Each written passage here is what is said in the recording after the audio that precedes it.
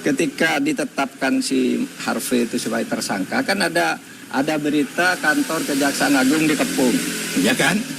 Lalu Jaksa Agung memberi penjelasan diintervensi oleh Brimob atau apa gitu kan, Jaksa Agung ngomong di televisi ya.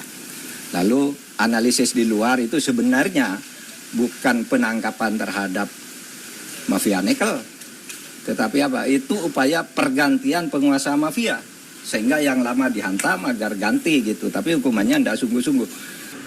Kan tadi Prof udah nyinggung ya di Instagram bahwa uang denda sama uang penggantinya itu cuma sekian persen, dan pidana penjaranya juga sangat kecil ya gitu, dari konstruksi hukum yang 300 triliun korupsi merugikan negara ya gitu. Iya, saya merasa itu menusuk rasa keadilan masyarakat ya. Ini baru pertama ada orang didakwa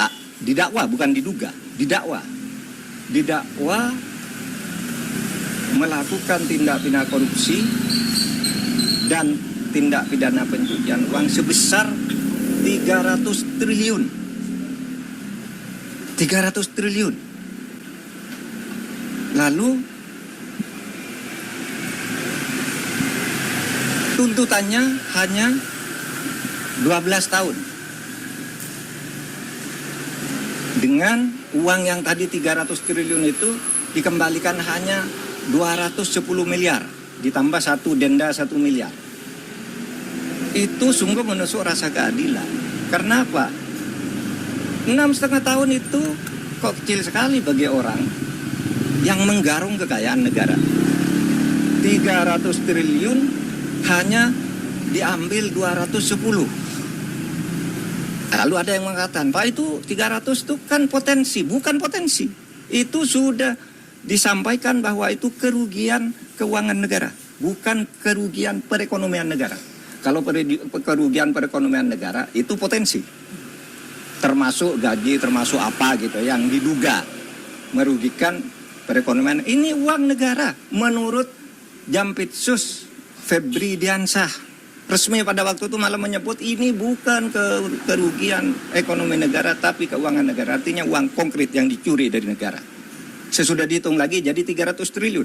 Hanya dikabulkan perampasannya 210 ditambah denda 1 miliar berarti 211. Ini sungguh tidak adil. Coba Anda ambil contoh Beni Cokro. Hukumannya seumur hidup, asetnya dirampas ratusan miliar oleh Kejaksaan Agung. Henry Surya semula dibebaskan di pengadilan negeri. Kita tidak terima. Langsung kasasi atau dituntut lagi dari kasus lain. Naik.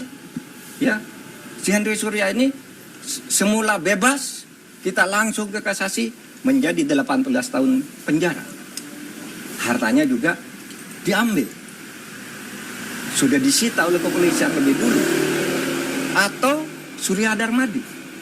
Itu divonis hitungan kerugian nih ekonomi nih, yang ekonomi nih bahkan. Hitungan ekonomi negara rugi 39 triliun. Dituntut oleh jaksa 39 triliun dengan denda 2 miliar. Sehingga menjadi 41 triliun. Dikabulkan oleh pengadilan negeri. Tetapi naik banding tetap kena 2 triliun. Hanya uang kecil loh, kena 2 triliun. Ini 300 triliun kena hanya 250 miliar.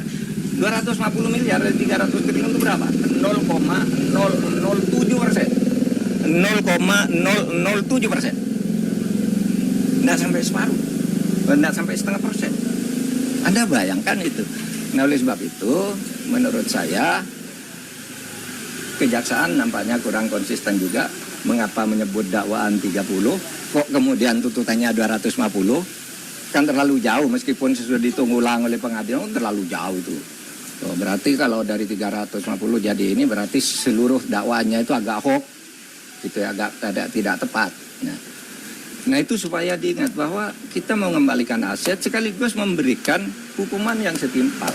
Apapun alasannya itu hukum yang berlaku dan itu sudah didiskusikan lah soal denda damai, soal kembalian aset sudah didiskusikan semua dan sudah ada undang-undangnya di tempat kita. Apalagi? Di kasus itu masih ada cara untuk memulihkan rasa keadilan itu, Prof? Ada. Kalau Kejaksaan Agung mau konsisten, ada dong.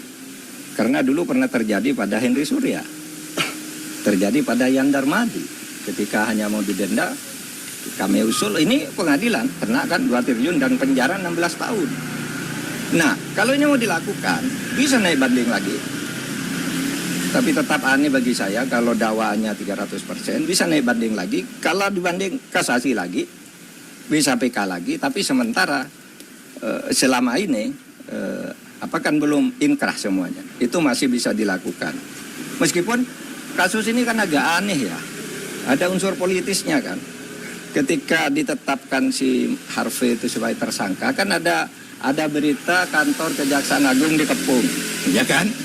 Lalu Jaksa Agung memberi penjelasan diintervensi oleh Brimob atau apa gitu kan. Jaksa Agung ngomong di televisi ya. Lalu analisis di luar itu sebenarnya bukan penangkapan terhadap mafia nikel, tetapi apa? Itu upaya pergantian penguasa mafia. Sehingga yang lama dihantam agar ganti gitu. Tapi hukumannya tidak sungguh-sungguh. Analisis itu pernah muncul. Saya baca itu dari pernyataan terbuka Pak Ansat Mbai, mantan kepala BNPT ya waktu itu. Dulu, zaman saya Menhan dulu dia kepala BNPT, tapi dia berbicara dalam konteks ini, Pak, ini kan hanya pergantian aja. Sehingga kelihatannya tidak sungguh-sungguh atau takut. Nah ini tantangan, tahun baru ini tantangan, Anda mau bersikap apa terhadap ini? Apalagi? Prof, terkait dengan pertimbangan majelis hakim dalam menjatuhkan vonisnya ke Harvey Muiz itu kan dia majelis hakim menyinggung bahwasanya tuntutan yang dilayangkan jaksa kepada Harvey itu terlalu berat gitu, dan bahkan majelis hakim menyampaikan kalau Harvey Muiz ini hanya perwakilan dari PT Refine Bank Kacung ini untuk mengurus terkait dengan proses timah ini, Prof. Ya, pertimbangan bisa dicari-cari, apalagi pertimbangannya karena katanya sopan. Mana ada orang diadili tidak sopan? Semua orang diadili pakai jilbab, pakai sarung, pakai ini. Itu tidak bisa karena punya anak. Semua maling punya anak. Kalau mau membebaskan orang, menurut saya yang dibebaskan maling-maling kecil dulu. You tahu enggak? Berapa jumlah penghuni penjara? Catatan saya ketika saya menjadi Menko Polhukam di tahun terakhir, penghuni penjara di Indonesia adalah 263.000 orang. 50% lebih itu narkoba, korban kejahatan narkoba.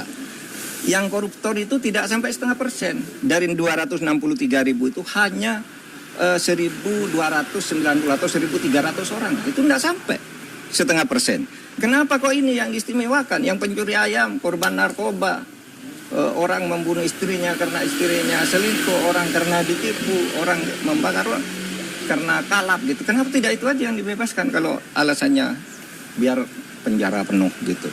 Ini tidak masuk akal semua. Mari kita rasional kalau ingin baik. Kalau enggak ya udah. Tapi saya masih punya asa untuk itu. Prof, soal konsistensi kejaksaan, kan dalam sidang terungkap bahwa ada grupnya smelter yang isinya itu bos-bos smelter termasuk Harvey Muiz, dan adminnya adalah polisi. Waktu itu di Reskrim Polda sana ya.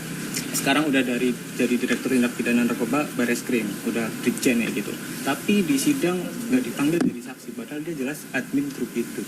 Nah itu makanya saya bilang Kejaksaan Agung itu tidak dalam posisi bebas sesuai dengan hukum. Kan ada peristiwa yang mendahului ya. Ketika Kejaksaan Agung itu dibilang diteror, ini si Jampitsus dibuntuti kemana-mana, kemudian ada drone di sekitar Kejaksaan Agung dan sebagainya. Itu semua mendahului peristiwa ini sehingga lalu orang sekarang mengkait-kaitkan, meskipun orang bilang wah itu yang dulu bilang wah ya itu tidak benar, sekarang terjadi hal seperti ini. Mungkin orang bisa mengaitkan ke situ. Udah? Download Tribun X sekarang. Menghadirkan lokal menjadi Indonesia.